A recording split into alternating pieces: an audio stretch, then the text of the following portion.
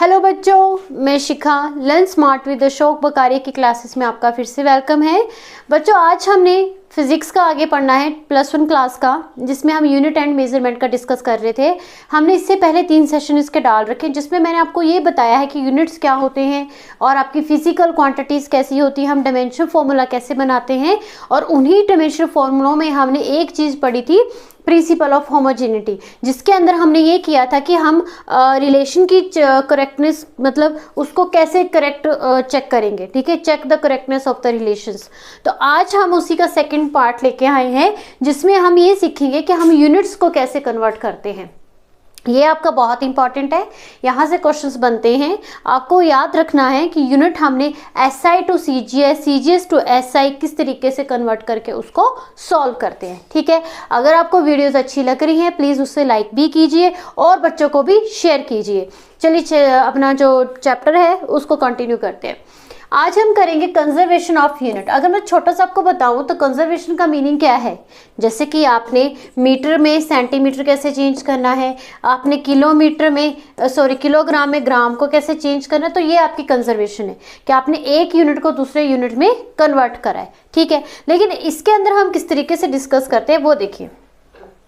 हमने previous session में जो आपका फर्स्ट पार्ट था उसमें ये सीखा था अबाउट द फिजिकल क्वांटिटी।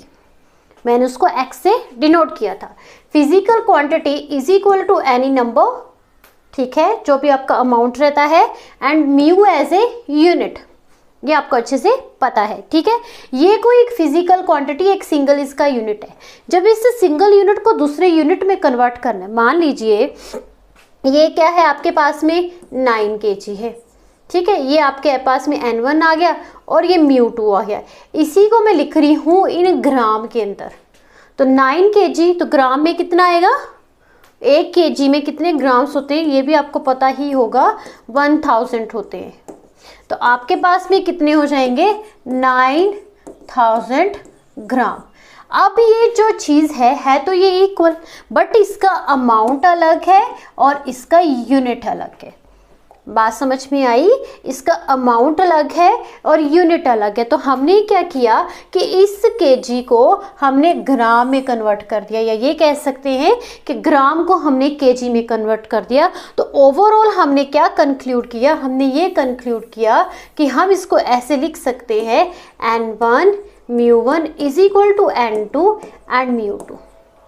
ठीक है, क्वांटिटी सेम है। क्वांटिटी मीन्स कि जो उसका यूनिट है, वेट में है या लेंथ में है, मीटर में है, वो दोनों सेम है, बट उसका सिस्टम चेंज है। एक SI सिस्टम से है, एक CGS सिस्टम से है। ठीक है, CGS सिस्टम में क्या रहता था, सेंटीमीटर, ग्राम में, सेकंड में, और SI में जो इंटरनेशनल सिस्टमेटिकली चलता आया है, जिसको हम लिखते हैं ग्राम में और मीटर में, सेकंड्स में।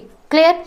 अब क्या है, ये ऐसे क्या है आपके पास में SI वाला रख सकते हैं कि ये ऐसे SI है, जैसे अभी हमने डिस्कस किया, और ये हमारा ऐसे क्या है, CGS है। ठीक है, ध्यान से समझिएगा।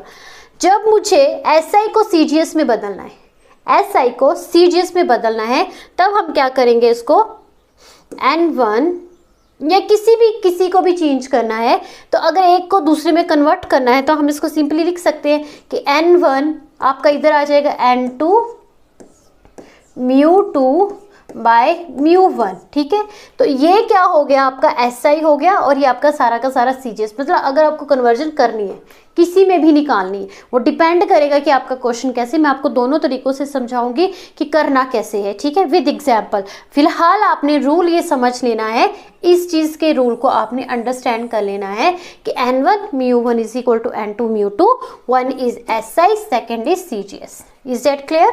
ठीक है, बाकी डिपेंड करता है, जैसे कि ये CGS में बन गया सारा का सारा, अगर यहीं से मुझे इसको SI में बनाना है, देन N1 इधर रहेगा μ1 बाय μ2, और ये आ जाएगा N2। तो ये सारा का सारा किस में बन गया, SI में बन गया, कि CGS convert into SI and SI converted into CGS। ठीक है, तो ये तो खैर बच्चों वाली चीज़ें हैं। ये जो चीज़ मैंने बताई, आपको जो मेन चीज़ याद रखनी है कि इसमें क्या रहता है, N1 μ1 is equal to N2 into μ2। Clear, is that clear. चलिए अब कुछ क्वेश्चंस करते हैं, जिससे कि हमें अच्छे से समझ में आएगा कि किस तरीके से हम इसको अप्लाई करते हैं। फर्स्ट क्वेश्चन ले लेते हैं हम। 1 newton, 1 newton convert into dyne में।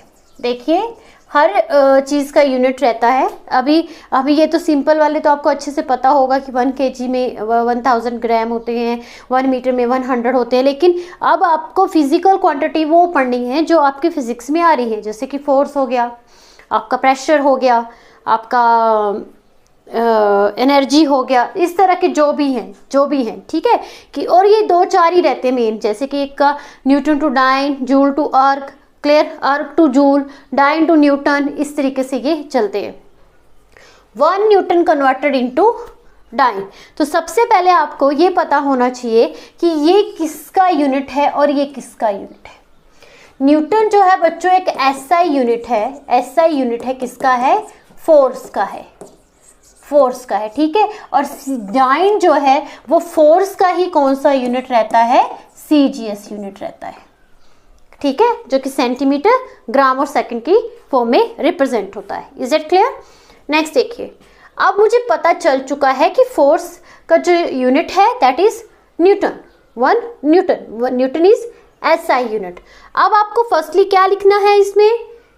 उसका डायमेंशन फॉर्मूला। पहले तो वही आपको लिखना है कि what is the formula, dimension formula Newton का, फोर्स का।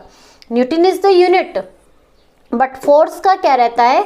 अब फोर्स का अगर आपको ऐसे याद नहीं है तो आप इसका रिलेशन याद रख सकते हो कि force is equal to mass into acceleration होता है, ऑलवेज मास इनटू एक्सेलरेशन, ठीक है। एंड मास किस में आता है बच्चों? kg में आता है। एक्सेलरेशन में आपका एक लेंथ होता है, एक आपका टाइम होता है, जो कि होता है मीटर पर सेकेंड स्क्वायर। क्या लिखेंगे इसको? पहले यूनिट लिख लेते हैं, डिमेंशन बाद में देखते हैं। मीटर पर सेकेंड स्क्वायर, तो ये इसका क्या आ गया? यूनिट आ गया। अब बनाते हैं dimension formula. Dimensional formula, dimensional formula कैसे बनता है? kg का आपका m आएगा, m1 होगा, मीटर का l आएगा और इसका आएगा t-2। तो ओवरऑल फोर्स का जो डिमेंशनल फॉर्मूला बन के आया है m1 l1 t-2। Now m1 l1 t-2 we get कि ये इसका डिमेंशनल फॉर्मूला है, बट हमको करना क्या है? Newton converted into dyne. चलिए अब चलते हैं अपने रूल पे। According to rule we know that कि n1 μ1 is equal to n2 and μ2। Clear? n1 and μ2। अब इसको थोड़ा सा चेंज कर लेते हैं। मैंने कहा था कि ये आपका क्या है? SI और ये क्या है? CGS है। ये किसके अकॉर्डिंग लिखेंगे हम? अपने डायमेंशनल फॉर्मूले के अकॉर्डिंग। अच्छा SI है, इट मीन्स कि पहले इसमें आएगा आपका kg का आएगा, ठीक है, 1 kg होगा, 1 लेंथ हो गई, मीन्स कि मीटर में, मीटर लिखेंगे ना इसको, 1 L1 ही रखेंगे इसको, चलिए बाद में रखते हैं, ठीक है, ऐसे लिखते हैं। m1 आएगा इसमें 1 kg, L1 इसमें आएगा 1 मीटर एंड T1 इसमें आएगा सेकेंड स्क्वायर, बट 1 सेकेंड ही हम लिखेंगे, स्क्वायर इसमें अभी मेंशन नहीं करेंगे। हमको सिर्फ इसके डिमेंशंस लिखने, यूनिट लिखने। और इसके बीच में n1 कितना है बच्चों? SI में n1 कितना है? 1 है। CGS पे चलिए, n2 तो मुझे गिवन नहीं है, n2 तो मुझे गिवन नहीं है, मुझे सिर्फ इसको डाइन में कन्वर्ट करना है। होते कितने वही तो हमको ढूंढने। अच्छा तो m2 इसमें कितना आएगा बच्चों? 1 ग्राम। L2 कितना आएगा? 1 सेंटीमीटर एंड T2 कितना आएगा? 1 सेकेंड। Is that clear? ये हमने क्या लिखे हैं? आपको पता है कि जो भी डिमेंशंस आती हैं MLT में लिखी जाती हैं, वही हमने लिखनी किसके अकॉर्डिंग है? इसके अकॉर्डिंग लिखनी है। जो भी आपका SI होगा, हो गए, हर क्वेश्चन में सेम ही रहेगा, बट आपका जो n1 होगा वो चेंज होगा। जैसे कि यहाँ पे n1 1 है, अगर मुझे 2 न्यूटन लिखे होंगे तो मैं 2 लिख के बताऊंगी, 3 लिखे होंगे तो मैं 3 लिखूंगी, 4 लिखे होंगे तो मैं 4 लिखूंगी, डिपेंड करता है कि कितने। Is that clear? अब चलते हैं थोड़ा सा आगे। अब क्या करना है हमने? अकॉर्डिंग टू द फॉर्मूला हमको क्या करना है? कन्वर्ट करना है न्यूटन को डाइन के अंदर, मतलब n2 निकालना है मुझे, ठीक है, n2 निकालना है कि कितने डाइन होते हैं, कितने डाइन्स होते हैं। तो कैसे करेंगे इसको? कैसे करेंगे इसको? रखेंगे यहाँ पे n1 μ1 and over μ2 and is equal to n2। जिस चीज़ का पता नहीं है उसको हम वहीं पे छोड़ देंगे, बाकी की वहीं पे ले आएंगे। इसका पहचान ऐसे ही करनी है, ठीक है, ऐसे ही करनी है। अब देखिए आगे क्या करेंगे।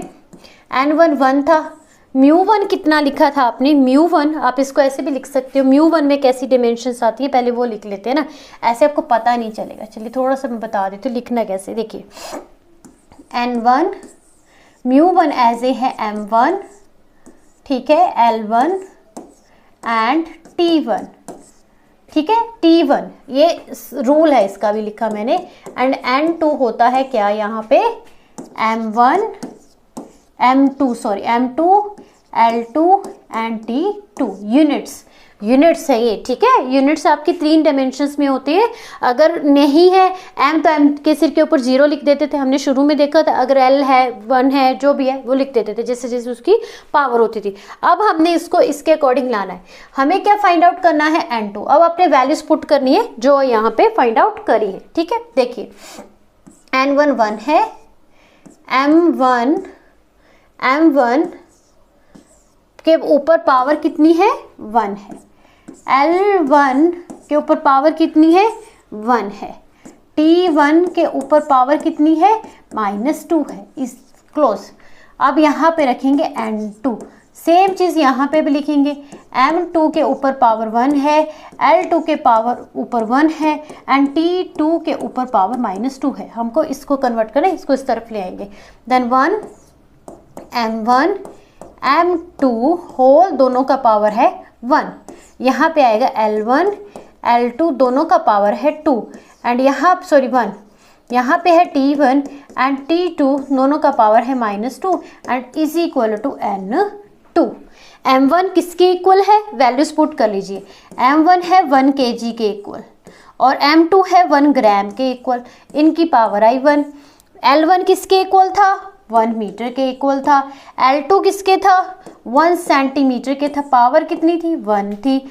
T1 एंड T2 दोनों का यूनिट जो था वो आपका सेकंड में था। Then 1 second power -2 and is equal to N2, ठीक है। इसको इरेज कर दूं, यहाँ पे फिर साफ सुथरा लिखा जाएगा हमसे। अब देखिए, अच्छा अब हमने इसका यूनिट को सिमिलर करना है। कैसे सिमिलर करना है, वी नो दैट कि 1 kg में कितने ग्राम्स होते हैं, 1000 होते हैं। ऐसे करके ग्राम को ग्राम में कन्वर्ट कर देना। चाहे तो आप इसको kg में बदल लीजिए, चाहे तो आप इसको ग्राम में बदल लीजिए, आपकी मर्जी है। अब उसके आगे आएगा पावर 1 है इसकी, यहाँ पे आएगा 100 सेंटीमीटर एंड नीचे 1 सेंटीमीटर की पावर आई 1। और सेकंड तो सेकंड में चेंज होगा ही नहीं, तो ये सीधा आएगा 1 second and 1 second and power -2 and is equal to N2। Clear. Gram से ग्राम कैंसिल आउट, सेंटीमीटर से सेंटीमीटर, सेकंड से सेकंड, तो ये तो खत्म हो गया। तो यहाँ पे आएगा 1 2 3 एंड इनटू 1 2 और कोई भी यूनिट आपका बचता नहीं है and is equal to N2 के बराबर आ गया। तो 10⁵ ये आया N2, ठीक है, N2।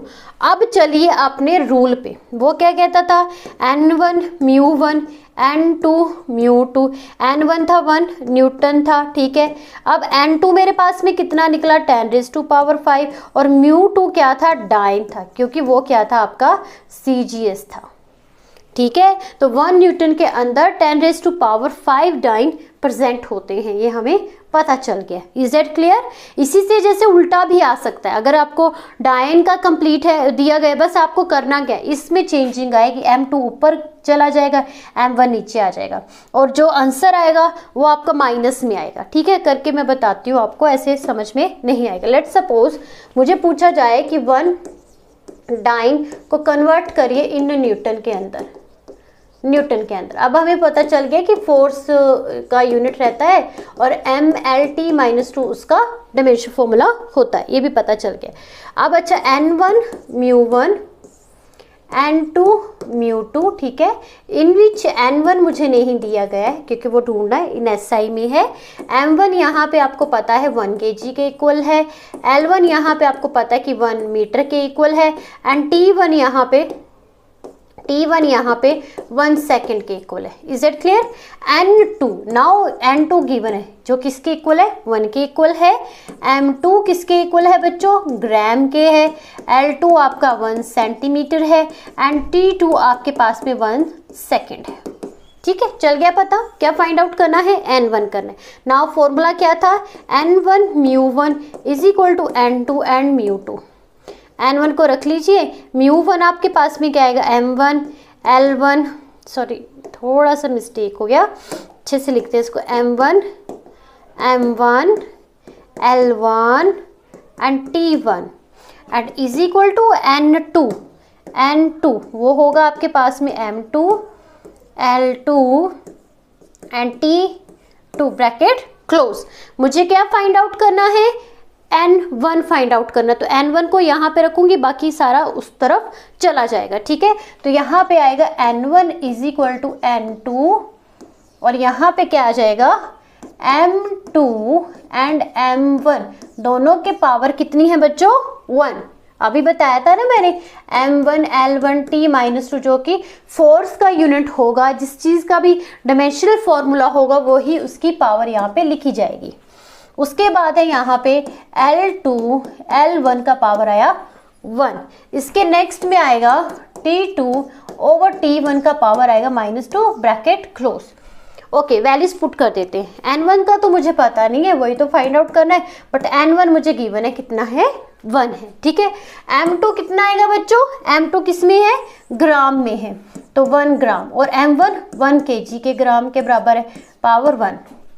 l2 था 1 सेंटीमीटर एंड 1 मीटर, पावर 1, और ये तो दोनों ही आपका क्या है, सेकंड में है, और यहाँ पे आएगा -2 bracket close. Is that clear?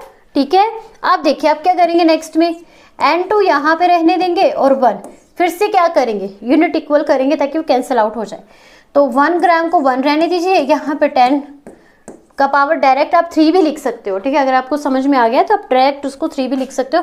ये तो मैं थोड़ा ज़्यादा एक्सपेंड करके लिख रही हूँ ताकि आपको अच्छे से समझ में आ जाए। ठीक है, 1 सेंटीमीटर एंड 100 सेंटीमीटर। अच्छा, ये तो कैंसिल आउट हो ही जाएगा, चलिए लिख ही लेते हैं एक बारी। 1 सेकेंड का पावर -2 ब्रैकेट क्लोज। ग्राम से ग्राम कैंसिल, सेंटीमीटर से सेंटीमीटर, सेकंड से second. Then now n2 is equal to 1 over 10 raise to power 3 into 10 raise to power 2। ठीक है, तो ये कितना आएगा, n2 इज इक्वल टू 1 की पावर 10 रेज टू पावर 5। इसको जब ऊपर लेके जाएंगे देन ये कितना आएगा, -5। अब देखते हैं क्या बनेगा हमारे पास में, यूनिट 1 है, सॉरी इधर 1 लिखना, 2 मत लिख देना, नहीं तो सारा गलत हो जाएगा। 1 n1। ठीक है, चलते हैं यहाँ पे लिखते हैं, चलिए इसको देखते हैं अब क्या बन के आया हमारे पास में। हमारे पास में बन के आया है n1 is equal to 10 raise to power -5। लिखिए फॉर्मूला, n1 μ1 n2 μ2। अच्छा, μ1 यहाँ पे क्या था, न्यूटन होता है क्योंकि SI है। n1 है 10 रेज टू पावर -5 और n2 कितना था, 1 था। μ2 आपका CGS वाला आएगा, मीन्स कि डाइन आएगा, तो 1 डाइन के अंदर 10 रेज टू पावर -5 न्यूटन होते हैं। Is that clear? ठीक है, समझ में आया? आई होप अभी अच्छे से आपको पता चला होगा। ठीक है, चलिए एक और एग्जाम्पल लेके देखते हैं, थोड़ा सा डिफरेंट लेके देखते हैं कि 1 जूल में 1 जूल कन्वर्टेड इनटू अर्क। ठीक है, फर्स्टली हमको ये जानना है कि जूल किसका यूनिट होता है, तो जूल यूनिट होता है एनर्जी का। ठीक है, एनर्जी का यूनिट होता है, एंड एनर्जी का डायमेंशनल फॉर्मूला किसके बराबर होता है, m1 l2 t-2 के। ठीक है बच्चों, अब फिर से क्या करना है, n1 μ1 is equal to n2 and μ2। n1 μ1 या u1 SI unit, n2 and u2 CGS unit. Is that clear? इतना तो पता भी चल ही गया होगा। अब हम लिख लेते हैं जो हमको पता है। n1 है 1 के बराबर। अच्छा, m1 है यहाँ पे 1 kg के इक्वल, kg का है तो kg लिख ही लेंगे। l1 है यहाँ पे 1 मीटर के इक्वल, एंड 1 t1 गिवन है 1 सेकेंड के इक्वल। ठीक है, अच्छा n2 का मुझे पता नहीं है क्योंकि वही मुझे तो ढूंढना है, अर्ग में ही तो निकालना है इसको, तो ढूंढना है। तो यहाँ पे आएगा m2 is equal to 1 gram and l2 is equal to 1 centimetre and t2 is equal to 1 second. 1 second. ठीक, चलिए फॉर्मूले पे। फॉर्मूला क्या कहता है कि n1 μ1 है, देन n2 μ2 है, तो आपको n2 की वैल्यू निकालनी है। इट मीन्स कि सारा का सारा यहाँ पे चला आएगा और यहाँ पे बचेगा n2। ठीक है, अब इतना पता चल चुका है तो अब डायरेक्ट भी इसको लिख सकते हो। n1 यहाँ पे आएगा क्या, m1 ऊपर m2 नीचे, पावर कितना है उसका 1 है तो 1 आ जाएगा। यहाँ पे आएगा L1 एंड L2, कितना वैल्यू है 2 है, यहाँ पे 2 लिख दोगे। एंड T1 एंड T2 कितनी है -2, क्योंकि यहाँ पे -2 है, किसके इक्वल है N2 के इक्वल है। N1 मुझे गिवन था, किसके बराबर है 1 के, तो आप यहाँ पे 1 लिख सकते हो। M1 is equal to 1 kg and 1 gram, यहाँ पे है 1, ये है 1 metre over 1 centimetre, 1 centimetre and 2, और टाइम तो अगेन वही है कि 1 second and 1 second -2 and is equal to N2। N1 तो लिख लिया मैंने 1, यहाँ पे आएगा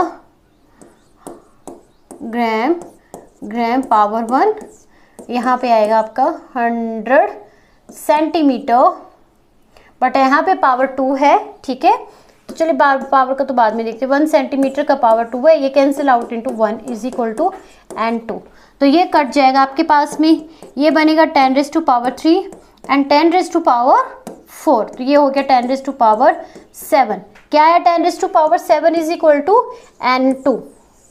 N2 आया। ठीक है, अब चलते हैं फिर से फॉर्मूले के ऊपर, फिर से फॉर्मूले पे चलते हैं, यहाँ पे लिखा हुआ यहीं पे चलते। ठीक है, तो हमें पता है कि ये क्या है SI है और ये जो है वो CGS वाला है, तो N1 क्या था 1 था, यूनिट क्या था जूल था। ठीक है, and is equal to N2 कितना निकला 10⁻�7, और ये किसके इक्वल था आर्ग के, क्योंकि आर्ग का यूनिट क्या था CGS था। ठीक है, तो कन्वर्जन ऑफ यूनिट इस तरीके से करते हैं। अगर कोई और भी क्वेश्चंस हैं जो आपको कॉम्प्लिकेटेड लगते हैं जो समझने, तो आप मुझे कमेंट करके बताना, हम उस पर भी वर्क करेंगे। वैसे सिंपल वे में मैंने जितना हो सकता था आपको एक्सप्लेन करने की पूरी कोशिश करी है। अब चलते हैं इसके थर्ड मेथड पे, जो बच जाता है उसको भी डिस्कस कर लेते हैं। तो नेक्स्ट हमारे पास में आता है कि अगर कोई भी हमारे पास में रिलेशन दिया है, ठीक है, मतलब कि कौन सी फिजिकल क्वांटिटी का कैसा रिलेशन है, वो हम डायमेंशन फॉर्मूले की हेल्प से उसको फाइंड आउट कर सकते हैं। जैसे कि अगर मैं बात करूं तो ये एक तरह की क्या है एप्लीकेशन है, एप्लीकेशन है किसकी बच्चों डायमेंशन फॉर्मूले की, कि डायमेंशनल फॉर्मूले की हेल्प से आप ये पता कर सकते हो कि इन दोनों के बीच में क्या रिलेशन है, क्या रिलेशन। जैसे कि फॉर एग्जांपल अगर मुझे ये बोला जाए कि कोई भी फोर्स है, ठीक है, कोई भी फोर्स है act on the body is depends on, किस पे डिपेंड कर रही है आपकी मास of the body, mass of particle लिख सकते हो आप। ठीक है, मास ऑफ पार्टिकल, ठीक है, denoted as a m, and और क्या acceleration due to gravity denoted as a कर लो जी कर लो, जैसे भी आपको ठीक लगता है। तो इस तरीके का जैसे मुझे ये रिलेशन दे रखा है आपको, इसमें होता क्या है बच्चों, एक स्टेटमेंट दी गई होती है, स्टेटमेंट के अंदर आपको सब चीज़ें दी गई होंगी विद सिंबल के साथ में दी गई होगी। आपने उस स्टेटमेंट को क्या करना है एक डायमेंशनल फॉर्मूले में लिखना है और उसका रिलेशन फाइंड आउट करना है कि रिलेशन उसका क्या बनेगा। Is that clear. जैसे कि ये मैं सिंपल से आपको एग्जांपल समझाने की कोशिश करूँ, इसके बाद मैं क्वेश्चन से भी आपको बताऊंगी कि force is depend on the mass of the particle, जिसका m है, तो क्या लिखेंगे कि फोर्स किस पे डिपेंड कर रहा है, मास ऑफ द पार्टिकल पे, is directly proportional to the mass of the particle, and again is directly proportional to the acceleration due to gravity, या फिर a एक्सेलरेशन, सिंपल भी आप कर सकते हो, a भी लिख सकते हो। चलिए a ही लिखते हैं इसमें, a, ठीक है, जी भी लिख दो, जी भी गलत नहीं है। ठीक है, आप आगे ग्रेविटेशन का या ग्रेविटी का पढ़ोगे तब आपको अच्छे से पता चलेगा कि क्या हम बात कर रहे थे। ठीक है, ए जी बोथ आर द सेम चीज, एक ग्रेविटी में एक ग्रेविटी के बिना है। चलिए अब इनको कंबाइन कर लेते हैं। कंबाइन कर लिया तो ये इस तरीके से लिखा जाएगा। अब ये रिलेशन जो है बच्चों, इसकी प्रोपोर्शनलिटी भी चलिए पहले हटा ही लेते, m एंड a। क्लियर? ये फोर्स दिया है और ये इसका रिलेशन दिया है। अब मुझे इसके और इसके यूनिट डायमेंशन फॉर्मूले को फाइंड आउट करना, बट कैसे करूँ, कुछ पता नहीं है कैसे करें। तो अब हम इसकी हेल्प से उसको फाइंड आउट करेंगे। कैसे करेंगे? देखिए, हमको पता है कि ये क्या है, फोर्स है, फोर्स है, ठीक है। तो फोर्स का जो यूनिट रहता है, डायमेंशनल फॉर्मूला होता है m1L1T-2 is equal to k। ये क्या है? मास है। मास किस में लिखा जाता है? kg में लिखा जाता है। और kg किस में डायमेंशन में आता है? m में आता है। तो यहाँ पे लिखेंगे मास, और इसके ऊपर कुछ नहीं है, सिर्फ अकेला मास ही है, तो यहाँ पे हम इसको एज ए m ही रखेंगे। इसके बाद आता है एक्सेलरेशन। एक्सेलरेशन का यूनिट रहता है मीटर पर सेकंड स्क्वायर। इसका मतलब है कि इसका डायमेंशन फॉर्मूला LT-2 होता है। LT-2 होता है। क्या होता है? LT-2 होता है। लेकिन हमको करना क्या है? देखिए, जो चीज़ पहले तो ये याद रखिएगा कि सीक्वेंस का पूरा ध्यान रखना है। जो चीज़ पहले लिखी गई होगी हमने उसी के हिसाब से नंबरिंग करनी है। इसके सिर के ऊपर यहाँ पे लिखना है हमने, यहाँ पे K M X and A Y। एक और दिया होगा, एक और चीज़ कोई प्रॉपर्टी दे रखी होगी, किसी चीज़ पे डिपेंड है, तो उसको भी लिख के उसके पावर पे Z लिख देना। अगर उससे भी आ गया तो कुछ और लिख देना, बट X Y Z से ज़्यादा होगा नहीं, ठीक है। तो M यहाँ पे आएगा X और यहाँ पे आएगा Y, ठीक है। अब ये तो मुझे पता है कि फोर्स का ये यूनिट होता है, ठीक है, m1 and L2 and T-2, but मुझे रिलेशन फाइंड आउट करना है।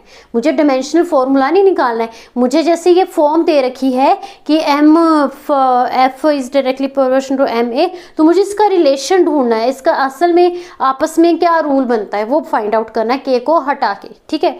अब देखिए क्या करेंगे, पहले इसको थोड़ा सा ऐसे लिख लेते हैं, K M X, ठीक है।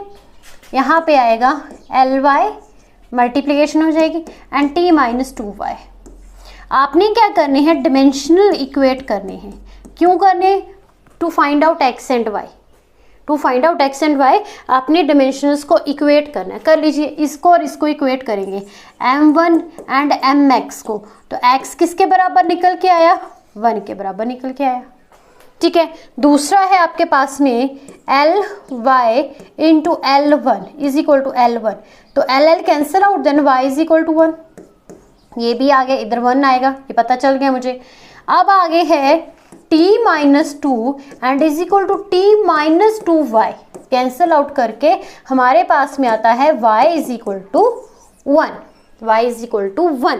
अब जो आपने x1 और y1 की वैल्यू जो निकाली है वो आपने इस रिलेशन में पुट करनी है जो आपने शुरू में अकॉर्डिंग टू द क्वेश्चन बनाया था। तो वो आएगा आपके पास में f is equal to k m x। x की वैल्यू कितनी थी? 1 थी। अच्छा, दूसरा था a y की वैल्यू कितनी? 1। तो ये आया रिलेशन की f k m a।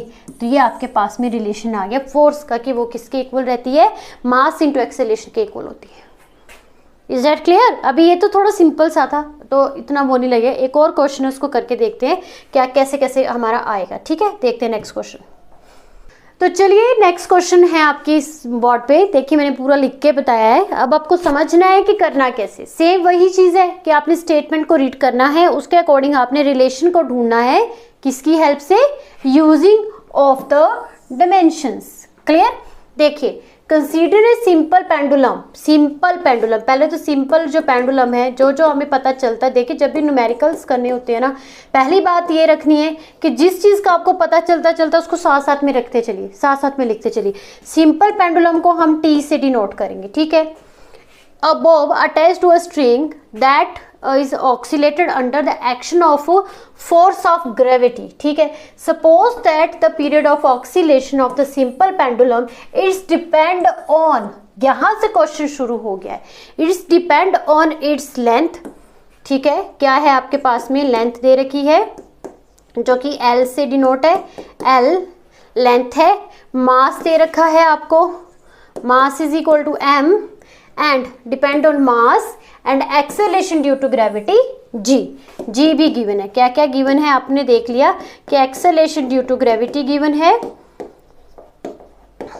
Due to gravity, ठीक है, ऑफ ग्रेविटी। अब देखिए हमारे पास में आपको क्वेश्चन को लिखना कैसे है, जैसे नंबरिंग करी गई है, जैसे सबसे पहले L आया है तो आपने L लिखना है, उसके बाद M आया है आपने M लिखना है, उसके बाद आपकी ग्रेविटी आई फिर G लिखना है। लेट्स सपोज पहले वो ग्रेविटी लिखता, फिर वो मास लिखता, फिर वो लेंथ लिखता, तो आपने फिर भी नंबरिंग के ही अकॉर्डिंग चलना है, ठीक है। जो चीज़ पहले है उसको पहले लिखना है। T is directly proportional to the length, T is directly proportional to the mass and T is directly proportional to the acceleration due to gravity. Is that clear? अब क्या आएगा, कॉम्बिनेशन में लिख लेंगे तो ये आएगा L, M and G। ये आया हमारे पास में इसका रिजल्ट, ठीक है। इसका रिजल्ट क्या आ गया, ये आ गया T is directly proportional to L, M, G। Proportionality हटा देते हैं, देन प्रोपोर्शनलिटी हटाने के बाद T is equal to K। यहाँ पे क्या आएगा हमारे पास में, L क्या आएगा बच्चों, L X होगा, ठीक है। M आपके पास में सेकंड नंबर पे है तो उसकी पावर Y रखेंगे एंड ग्रेविटी की जो पावर होगी वो एज ए Z रखेंगे। समझ आ गई बात, यहाँ तक क्लियर हुआ कि T, K, L, M, N, X, ठीक है। बाकी रेज कर देती हूँ, बाकी का मैं समझाती हूँ अब करना क्या है। चलिए ये आप ले लेते हैं, इसको एज ए नंबर 1 ले लीजिए क्योंकि ये हमने निकाल लिया है। अब यहाँ पे आते हैं, पहले आप लेंथ लिखिए। लेंथ की डिमेंशन क्या होगी, L मीटर में होगी। M आया मास की डिमेंशन क्या होगी, M होगी। ग्रेविटी की डिमेंशंस क्या होंगी, बताया कितनी बार हमने डिस्कस कर लिए, LT-2 होगी। अब आता है सिंपल जो पेंडुलम है आपका। अब इस क्वेश्चन को दोबारा से पढ़िए, वो हमको कहता है कि suppose that the period of oscillation, मतलब कि ऑक्सीलेशन का टाइम पीरियड, तो टाइम ही होगा इसका, तो इसके अंदर सिर्फ आपका T ही होगा। बाकी अगर आप इसको लिखना चाहो तो M0, L0 एंड T1 करके लिख सकते हो, ये इसका नमेशो फॉर्मूला रहेगा। इज दैट क्लियर, ठीक है। अब चलते हैं हम अपने क्वेश्चन पे। ऊपर का क्वेश्चन अगर पढ़ ले तो उसको इरेज कर देती हूँ ना। T is equal to K L X M Y and और क्या था, जी जेड था, ठीक है, यही था, ये एज ए नंबर 1 था। अब आपने इसमें क्या करनी है, इसकी डिमेंशंस जैसे जैसे लिखेंगे वैसे वैसे पुट कर देनी है, ठीक है। टाइम की जगह पे लिखोगे M0, L0 and T1 is equal to K L1, ठीक है। M यहाँ पे क्या आएगा 1 और यहाँ पे क्या है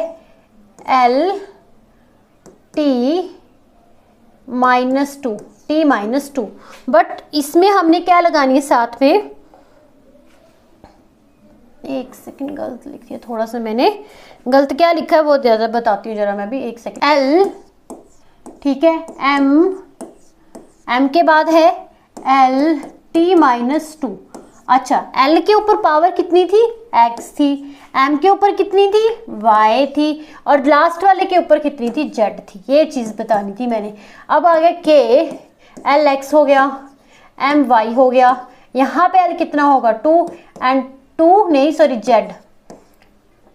Z और यहाँ पे T-2 and Z, M0 L0 and T1। अब क्या करेंगे, इक्वेट करेंगे इसको, पर थोड़ा सा ध्यान तरीके से लिख लेते हैं। जैसे पहले इसको लेके आते हैं, M को आगे ले लेते हैं और यहाँ पे आएगा, बेस सेम हो तो पावर ऐड हो जाएंगी, तो ये बन के आएगा X plus Z and T यहाँ पे आएगा -2Z। यहाँ पे होगा M0 L0 एंड T0। पहले M को इक्वेट करते हैं, ठीक है। तो ये बना M0 and is equal to Y। तो Y आपके पास में क्या बना 0, क्योंकि Y तो कुछ है ही नहीं है, तो Y तो कुछ नहीं है, तो Y 0 बन गया। सेकेंड चलते हैं L के ऊपर, L0 and is equal to LX plus Z। Equate कर लीजिए, X plus Z is equal to 0 के बराबर आया। लास्ट आपका आता है T1 and is equal to T-2Z। तो ये बना -2Z is equal to 1 and यहाँ पे आएगा z इज इक्वल टू -1/2। तो z तो फाइंड आउट हो गया है, अब हम x को फाइंड आउट कर लेते हैं। Then x plus z is equal to 0 था and x -1/2 is equal to 0 and x is equal to 1/2। ठीक है, तीनों आ गए, y भी आ गया, x भी आ गया और z भी आ गया। अब चलिए इसके अंदर पुट कर देते हैं कि x कितना निकाला मैंने 1/2, y तो 0 हो गया, ये तो खत्म हो गया। ग्रेविटी का कितना निकला था, z की जो वैल्यू थी -1/2। अब इसको लिख लेंगे t इज इक्वल टू के L 1/2 एंड g 1/2। तो इसको हम लिख सकते हैं t इज इक्वल टू के √L ओवर g। तो ये आपके पास में क्या आ गया, रिलेशन आ गया। ठीक है, रिलेशन आ गया। तो इसी तरीके से आपको बड़े लंबे लंबे से क्वेश्चंस दे रखे होंगे, बट आपको करना क्या है, सीक्वेंस वाइज चलना है और ढंग से उसको करना है। ये नहीं है कि एक्स वाई जेड आगे पीछे लिख दोगे तब भी कोई दिक्कत होएगी, आपका घूम फिर के आंसर यही आएगा। बट अगर आप सीक्वेंस वाइज चलते हो तब आपको अच्छे से क्लैरिटी मिलेगी कि करना क्या है। क्लियर, आगे समझ में? अगर सेशन अच्छे लग रहे हैं प्लीज़ उसको लाइक ज़रूर करें। और नेक्स्ट जो सेशन होगा बच्चों, इसके आगे का हम पढ़ेंगे, जो भी रहेगा टॉपिक हमारा। अगर वीडियोस अच्छी लग रही हैं प्लीज़ और बच्चों को भी शेयर करें, चैनल को जरूर सब्सक्राइब करें। और बहुत ही जल्द हम अपने चैनल पे एनडीए का भी तैयारी करवाने के लिए कुछ वीडियोस या कुछ सेशन डाल रहे हैं मैथमेटिक्स और फिजिक्स के। और बच्चों को भी शेयर करें, जो भी आपके फ्रेंड्स उनको भी इस बारे में ज़रूर बताएं। और बहुत मतलब फ्री, कोई चार्ज नहीं है, सारी मेहनत हमको करनी, सिर्फ आपको बैठ के देखना है। ठीक है, देखना है। अगर वीडियोस अच्छी लग रही है तो उनको लाइक करना है और बच्चों को शेयर करना है और चैनल को भी सब्सक्राइब करना, बस इतना सा काम है आपका। ठीक है, तो आज के लिए इतना ही। Thank you for watching.